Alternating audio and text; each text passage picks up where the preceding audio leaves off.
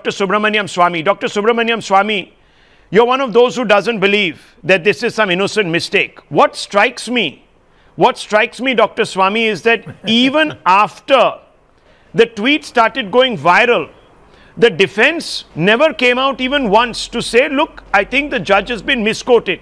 They only clarified that in court today. In court today. And there were letters being written by individuals close to the accused to various news organizations saying you must pick up this story. Look at this. This is what has emerged.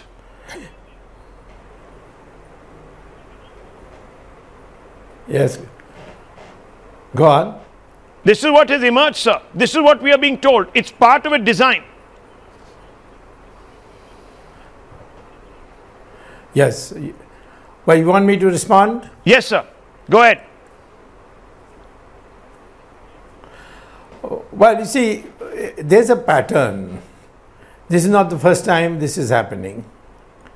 The Chief Justice was accused of harassing a lady officer in his staff, and it turned out to be totally fabricated.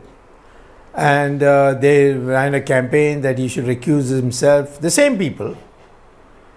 Then we had Mr. Sunil Gaur.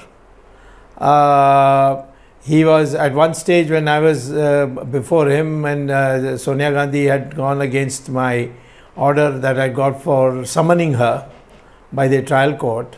She had gone to the High Court, and there was a change of roster, and he was taken off, and some other judge came in, and Mr. Sibal was the first one to say, no, we want Mr. Gaur back. And they wrote, Sonia Gandhi personally as an accused in the matter, she wrote a letter also to the Chief Justice.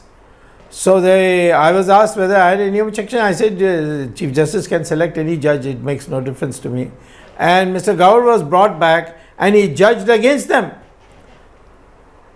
Now the same thing has happened in the case of Chidambaram's matter. Right. And they have said, oh, he's retiring, he shouldn't have taken the case, and that he has been given a government job. Well, all previous Chief Justices have been given government jobs. National Human Rights Commission, etc., etc., or the green tribunals. It is routine. I mean, people retiring at 65 is nowadays nothing. Okay. So I think this particular thing, what has happened, he was reading out of badly typed order of the lower court, and there he saw War and Peace, Maoists, etc. written, and he said, why this War and Peace book? And they made it down to after the court hearing was over. Then they began this process. Well, within this case, and in fact, one of the accused said that the judge, yeah. Within this case, from the very beginning, there has been an attempt to suggest that the letters that were written by some of the accused were faked, that they were planted by the agencies, even though there were forensic reports to suggest that they had been extracted from the hard disks of the computers and recovered from the cell phones. So there is a consistent pattern here. And because of the good offices or the reputations or the so-called credibility of some of these individuals, they find a voice in the mainstream media and they get away by putting out some sort of unsubstantiated allegation from time to time. Well, thank you, Dr. Swamy. I know you have to go. Thank you very much for joining us. But I want to, if you have anything more to say, very quickly, sir, please add if you have anything more to say. Do you have anything more to say on this?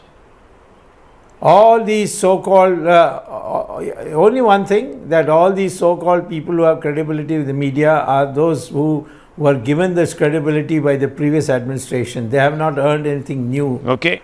And they have just been partisan. And so I wouldn't call them a men of repute. Well, let me open this out. Thank you very much. Let me open this out. Let me bring